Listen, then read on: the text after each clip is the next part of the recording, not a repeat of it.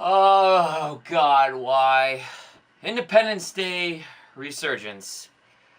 Another movie that nobody asked for. Oh, geez, man, like, the time for whys has passed.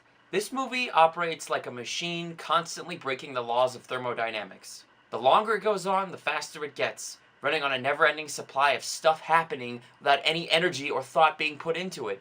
In this house, we obey the laws of thermodynamics! This movie actually highlights best what is wrong with most sequels today, and it's how they think that simply having more stuff happening will make us as an audience feel more amused. It's actually better to have one great action sequence than 5 lackluster ones. This movie rushes along from scene to scene without any real sense of pacing, not allowing any of its characters time to breathe or mourn when loved ones die. Every scene is shorter than the scene before it, so if you like measured the length of each shot and every sequence, it actually gets shorter as this film goes on. It kind of hit me about 20 minutes in. You know, like if you took the first shot, maybe it's like 3 seconds long, maybe that first scene is like 5 minutes, and then in each shot it's like a second, half a second, and then each scene is, 2 minutes, each scene is 1 minute, each scene is 30 seconds, and she keeps going faster and faster and faster and faster and faster and faster until it gets to the end.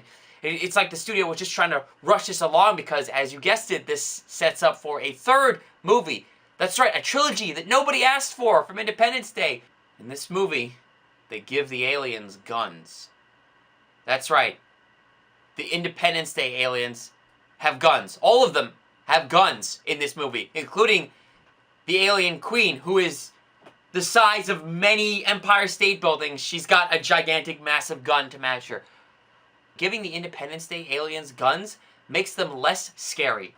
You already had a very unique, original alien design from that first film that were legitimately terrifying. You know, the idea that they have these rubber armor suits around them, and that was really great science fiction. What do they do in this movie? They're all the same aliens, and they made a queen one that you could see, and they gave them all guns. It's just a human with a gun. It's not an alien anymore. They're long distance. There's no threat because you're scared of them getting close to you. And with the gun, you're not scared of them getting close. They're just shooting at you. In what world does giving an alien a gun make him scarier? Boo! Scared yet, motherfucker? Will Smith wisely jumped ship, and he's not in this at all. And actually, they kill him off screen before this movie started. They show him this picture of him, and they say that he died in a test flight. The world's greatest pilot killed in a test flight. Bill Pullman is back in this movie as the former president of the United States, and he looks miserable. Old, scraggly, bearded, handicapped with his cane. It's not just his character. You can tell that Bill Pullman himself doesn't want to be there. Nobody wants to be there. It's just so silly. Oh God, I don't even want to spoil for you what happens to him in this movie and what he does. You're just sitting there wondering how did this script get greenlit? How did this make it past rewrites?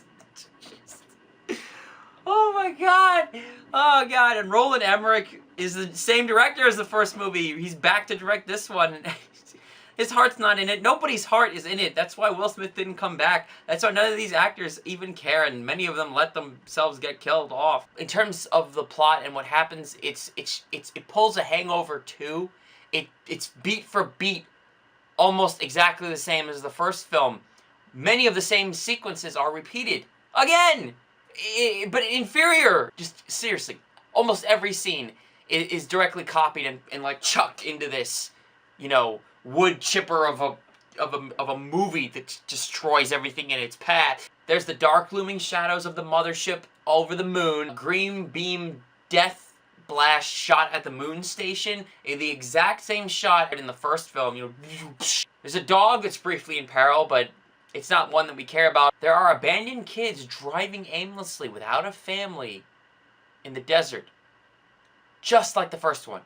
And they come out of nowhere. There's a punching an alien scene. You remember that iconic scene where Will Smith punches the alien in his ship and he goes, "Welcome to Earth."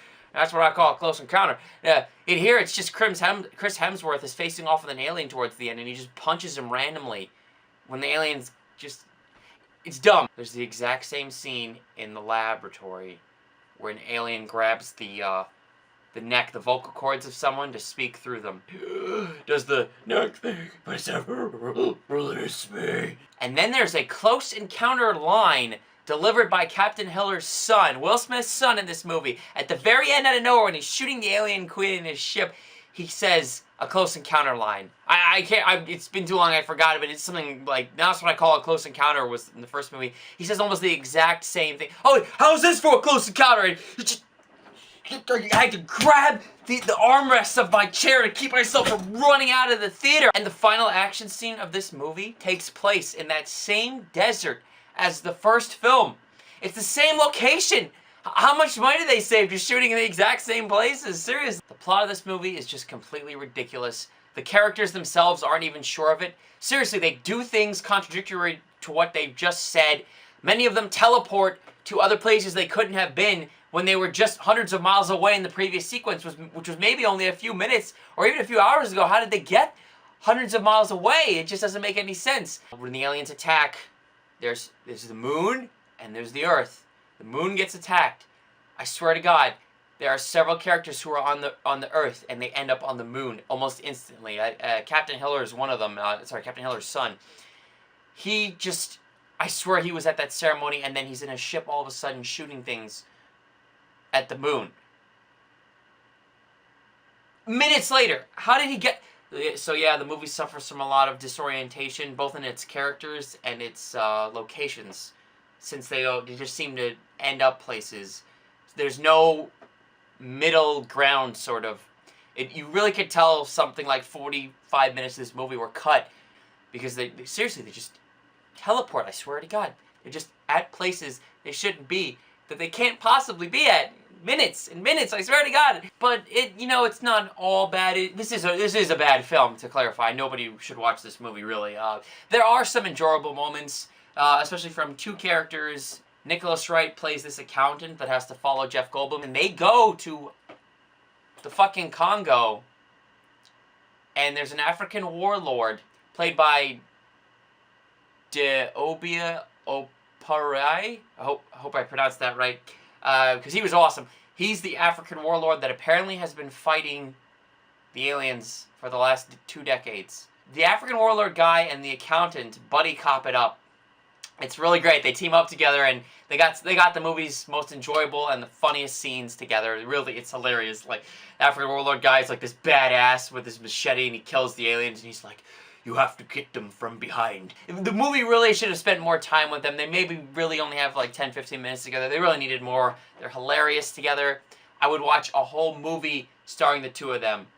So overall, this is a boring, unoriginal repeat of the first film, adding nothing new to its story. So unless you want to see Jeff Goldblum drive a bus full of school kids as a gigantic alien queen chases them around the desert shooting a massive gun, then skip this entirely.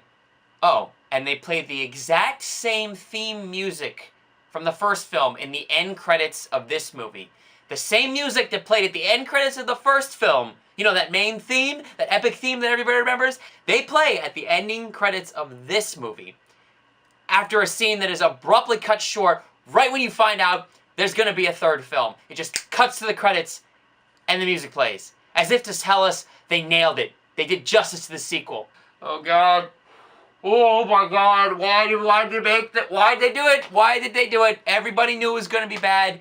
As soon as you heard Will Smith wasn't in the movie, big red flag right there. Holy shit. This movie assumes that every audience member has seen the first film. It assumes everyone has seen it, and therefore they don't need to try as hard with this outing. But really, as this movie speeds along, it's kind of incredible to watch it throw more stuff at the screen. More aliens, more action sequences, just more stuff. More stuff. So yeah, that's 2 stars for this out of 4, I guess. Just don't waste your time. Life is short. Live it. Live it.